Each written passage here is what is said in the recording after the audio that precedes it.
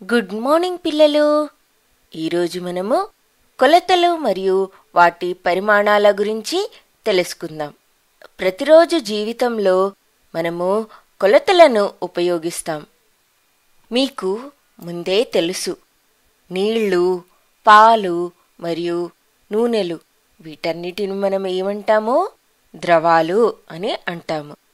ద్రవాలకి ఏ ఆకారము ఉండదు. మనం ఏ పాత్రలో అయితే వేస్తామో ఆ ద్రవాలు అదే పాత్ర ఆకారంలోకి మారుతాయి కదా. మనము పాలను ఒక జారులో వేసినప్పుడు అది ఆ జారు ఆకారంలో తయారవుతుంది. అలానే ఒక గ్లాసులో వేసామనుకోండి, అది గ్లాస్ ఆకారంలో ఉంటుంది.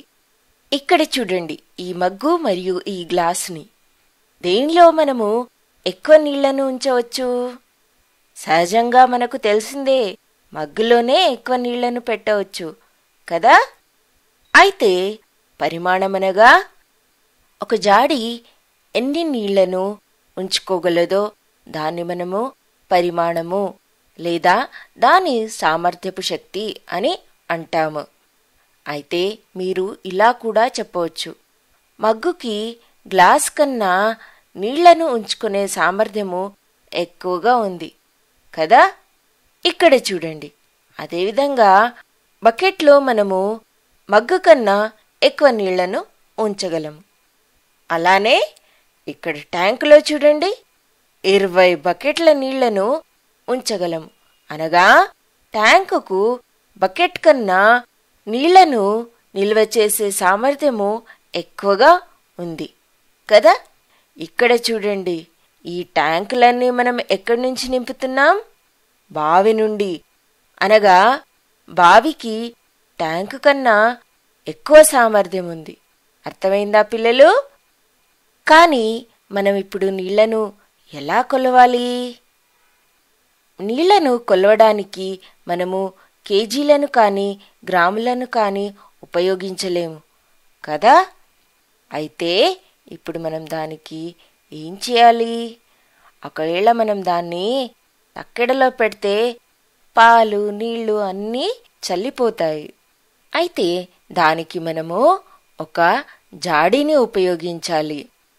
మనము అప్పుడు ఈ ద్రవాలన్నిటినీ ఒక జాడీని ఉపయోగించి కొలవవచ్చు. అప్పుడు మనకి ఈ తక్కెడ అవసరం లేదు. మనం తక్కెడ బదులు జాడీలను ఉపయోగించాలి. అయితే ఎప్పుడు మనము ఒక నిర్ణీతమైన పరిమాణంలో ఉన్న జాడీని ఉపయోగించి పాలను, నీళ్లను మరియు నూనెను, పెట్రోల్ను వీటన్నిటినీ కొలవచ్చు. అయితే మనకు తెలుసు, మనము సాధారణంగా నీళ్లకు ఉపయోగించే కొలత ఏది? లీటరు. ఇప్పుడు మనము దాన్ని ఎలా రాస్తాము? ఎల్టీ అని రాస్తాము. మనము 1 లీటర్ని ఎలా రాస్తాము? 1 ఎల్టీ అని రాస్తాము. అయితే మనకు 1 లీటర్ సామర్థ్యం గల జాడీలు ఉన్నాయి. మనకు పాలు, నీళ్లు మరియు నూనెలను కొలవడానికి 1 లీటరు సామర్థ్యం గల జాడీలు ఉన్నాయి. మనము బయటికి వెళ్ళేటప్పుడు, ఎక్కడైనా పిక్నిక్కి వెళ్ళేటప్పుడు మనం ఏం చేస్తాము? మనము నీళ్ల బాటిళ్ళని కొనుక్కుంటాము. ఆ బాటిళ్ళు 1 లీటర్వి ఉంటాయి, 2 లీటర్లవి కూడా ఉంటాయి, లేదా అంతకన్నా ఎక్కువ పరిమాణం గల లీటర్లు కూడా ఉంటాయి.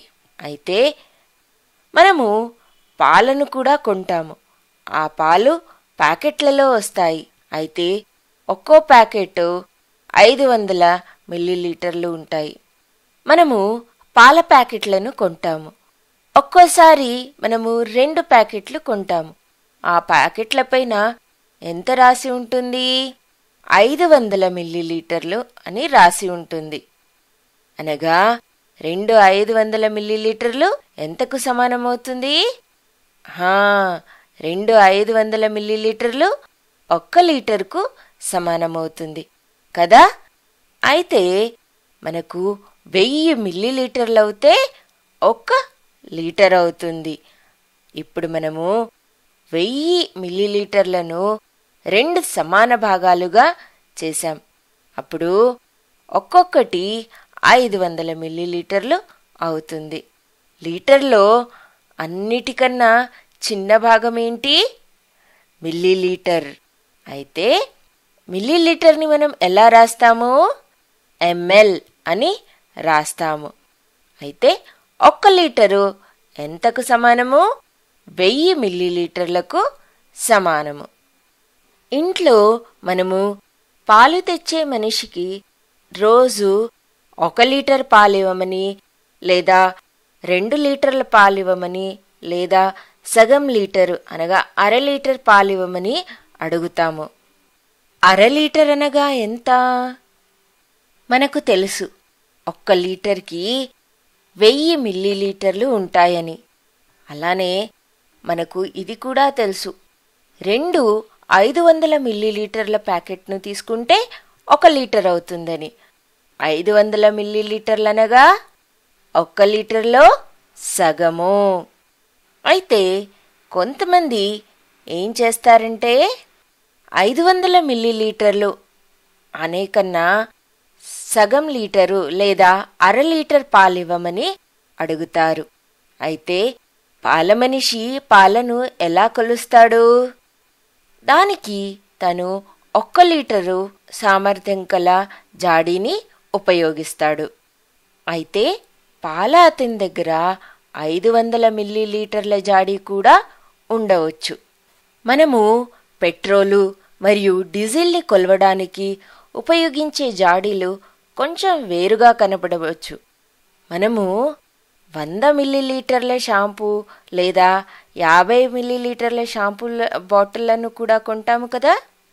అందరికీ 300 మిల్లీలీటర్ల కూల్ డ్రింక్ బాటిల్ తాగాలంటే చాలా ఇష్టం కదా. అయితే ఇప్పుడు మనకు తెలుసు, 1 లీటర్ అనగా 2ని 500తో గుణిస్తే మనకెంతొస్తుంది? 1000 మిల్లీలీటర్లు వస్తుంది. అనగా 500 మిల్లీలీటర్లను 2 సార్లు రాస్తే మనకు 1 లీటర్ వస్తుంది. 1 లీటర్ని 2 సమాన భాగాలుగా చేయడం అంటే 500 మిల్లీలీటర్లకు సమానం. అయితే మనం ఏమనొచ్చు? 1 లీటర్లో 500 మిల్లీలీటర్లు అనగా సగభాగము. ఇప్పుడు మనము 500 మిల్లీలీటర్ల కన్నా తక్కువ ప్రమాణం కల కొలతలను చూద్దాం. ఇక్కడ చూడండి, 1 లీటర్ అనగా 5ను 200 మిల్లీలీటర్లతో గుణిస్తే ఎంతొస్తుంది? 1000 మిల్లీలీటర్లు. అనగా 1 లీటర్ని 5 సమాన భాగాలుగా చేసినప్పుడు ఒక్కో భాగము 200 మిల్లీలీటర్లది అవుతుంది కదా. అనగా 1 లీటర్ను 5 సమాన భాగాలుగా చేస్తే ఒక్కో భాగము 200 మిల్లీలీటర్లది అవుతుంది. అప్పుడు మనం ఏమనొచ్చు? లీటర్లో 1/5 వంతనగా 200 మిల్లీలీటర్లు. అర్థమైందా పిల్లలు? అలానే 10ని 100తో గుణిస్తే మనకెంతొస్తుంది? 1000 మిల్లీలీటర్లు వస్తుంది. అనగా 1 లీటర్ని 10 సమాన భాగాలుగా చేసినప్పుడు ఒక్కో భాగము ఎంతుంటుంది? 100 మిల్లీలీటర్లు ఉంటుంది. అనగా మనం దాన్ని ఏమనొచ్చు? లీటర్లో 10వ వంతు ఎంతవుతుంది? 100 మిల్లీలీటర్లు అవుతుంది. అర్థమైందా పిల్లలు? ఇప్పుడు లీటర్లో 4వ వంతు అనగా ఎంత? ఇది మనకు చాలా సులువు. ఇప్పుడు మనం ఏం చేయాలి? 1000ని 4తో భాగారం చేయాలి. ఎందుకంటే మనం 4వ వంతు అనగా ఎంతో తెలుసుకోవాలి కదా. అయితే 1000/4 ఎంతొస్తుంది? 250. అనగా 1 లీటర్లో 4వ వంతు అనగా 250 మిల్లీలీటర్లు. అయితే 1 లీటర్ అనగా 4 × 250 మిల్లీలీటర్లు ఎంతకు సమానము? 1000 మిల్లీలీటర్లకు సమానము. అయితే మనం 1 లీటర్ని 4 సమాన భాగాలుగా చేసినప్పుడు ఒక్కో భాగము 250 మిల్లీలీటర్లు ఉంటుంది.